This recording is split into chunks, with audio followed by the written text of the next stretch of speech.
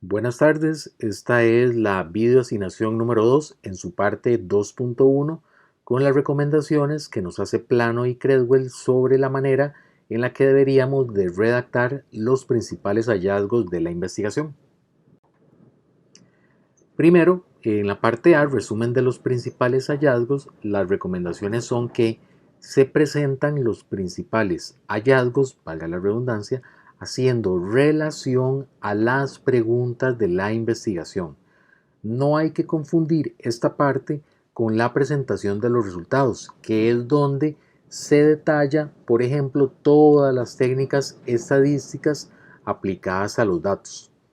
También es básicamente presentar cuál es la respuesta encontrada por los investigadores a las preguntas que se hicieron.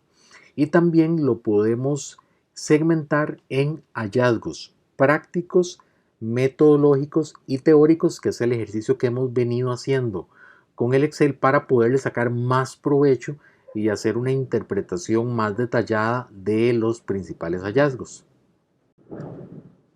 Sobre la discusión de los resultados, que es la parte B, estos no solo se presentan, sino que es fundamental relacionarlos con la literatura que estamos recurriendo. También se discute si los resultados son iguales, si son diferentes o bien si amplían las teorías de la literatura consultada. Y también se suele incluir en esta parte de la discusión de los resultados los puntos de vista personales del investigador. Esto sucede con más frecuencia en los estudios cualitativos a la luz de su participación en el proceso, es decir, ellos entrevistaron a alguien y mencionan su experiencia personal a lo largo de estas entrevistas o algo que les llamó la atención y que quieren compartir. Partes de implicaciones prácticas, pues son las implicaciones que tiene para las audiencias. Esa es la palabra clave. Las audiencias mencionadas en el planteamiento del problema, como por ejemplo pueden ser los practicantes o bien los legisladores en un país. También las implicaciones son las acciones que los individuos pueden tomar con base en los hallazgos del estudio. Esto lo vamos a ver muy claro con el ejemplo en la segunda parte de esta parte 2. La parte D son las limitaciones del estudio, es decir, son las debilidades del estudio que deben ser consideradas. Estas ayudan a futuros investigadores del tema, pero es muy importante recalcar de que no invalidan los resultados, sino que les brindan una limitación como una especie de frontera hasta dónde pueden llegar estos resultados. Por ejemplo, cuando se mencionan investigaciones cuantitativas, que la muestra es relativamente pequeña, que de pronto fue a conveniencia porque eran los individuos que tenían la posibilidad de participar, cuando se menciona también que hay falta de variables de control o bien cuando hay variables que se quedaron fuera del modelo teórico investigado. En los estudios cualitativos se suele relacionar con los individuos que estamos entrevistando y pues el sesgo que ellos pueden introducir a la luz de sus opiniones personales. La parte sobre líneas futuras de investigación, básicamente se sugieren estas líneas futuras con base en los hallazgos, pero también con base en las limitaciones encontradas. Por ejemplo, cuando se sugiere incluir variables al modelo teórico, extender el estudio con alguna metodología en particular, como lo vimos en clase, que puede haber una primera fase del estudio y luego se deriva una continuación con una metodología diferente, o bien cuando se dice este estudio puede realizarse con una nueva industria o aplicarse a una población que es diferente.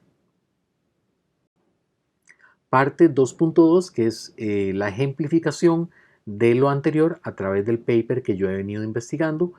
Para recapitular, mi tema es la omnicanalidad y cómo hay diferentes factores que inciden en la calidad de la integración y que esto al final de cuentas hace que haya mayor o menor involucramiento de los clientes, que se conoce en el estudio como relacionamiento, como grado de relacionamiento. Parte A y B. ¿Qué es lo interesante acá del paper? El paper lo que hace es que mezcla lo que es el resumen de los hallazgos y de una vez los discute. Entonces, en la parte verde que yo señalizo acá, lo que tenemos es ese principal gran hallazgo de la investigación. Y como lo dice Plano y Creswell, lo hace en relación a la pregunta de investigación. Entonces, ¿cómo me doy cuenta yo? Abajo me fui a buscar a la introducción y este es un extracto del problema de la investigación. Entonces, el investigador lo que nos dice es que los principales hallazgos denotan una evidencia fuerte en que la calidad de la integración influye en el grado de relacionamiento de los clientes de manera positiva.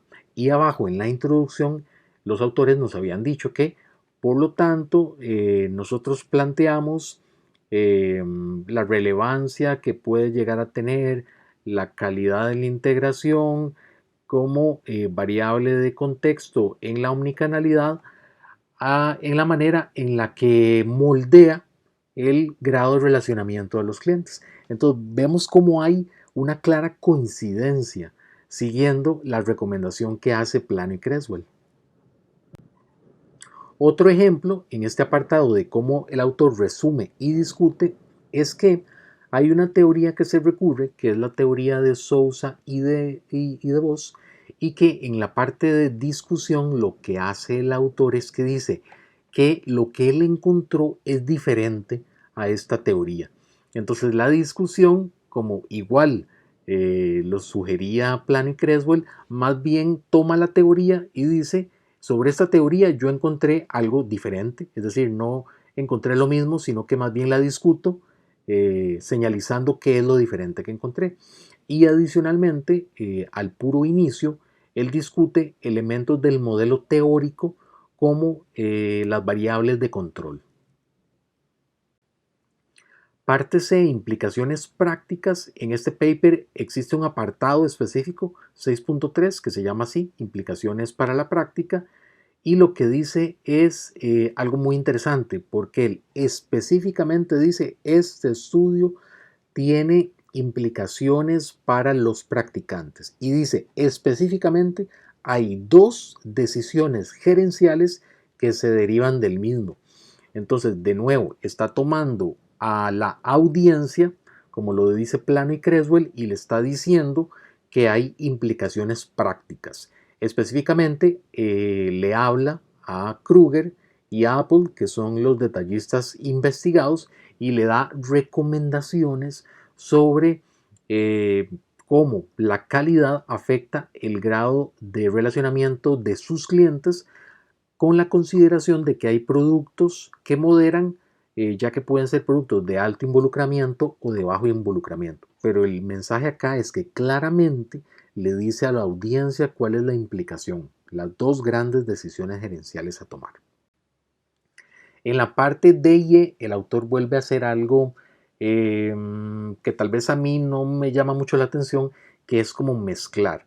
Entonces mezcla las limitaciones del estudio y de ahí construye cuáles son las líneas futuras, pero lo hace de una manera muy escueta, y tal vez eso es como lo que no creo yo que es tan conveniente en este paper, porque si lo vemos acá, hay un apartado en donde sugiere metodologías alternativas.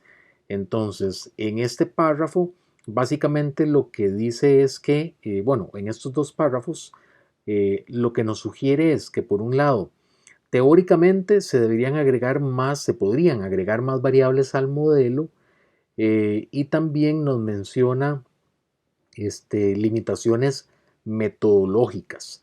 Pero si lo vemos acá, es muy, muy escueto. Entonces, simplemente, inclusive con la parte verde que señalizo acá, dice: un estudio futuro puede adoptar métodos alternativos como la exploración a través de experimentos de laboratorio, pero no nos dice más. Bueno, pero ¿qué tipo de experimento? Bueno, pues no nos lo dice. Sobre la parte de agregar variables al modelo teórico, por ahí también dice, se pueden agregar más variables que sean relevantes, pero no menciona mucho. Entonces tal vez esa es la parte que a mí me queda como un poco como la duda, si quisieron o no compartir por dónde se podría seguir a futuro el camino. Pero bueno, este fue la biocinación número 2 en su segunda parte. Muchísimas gracias.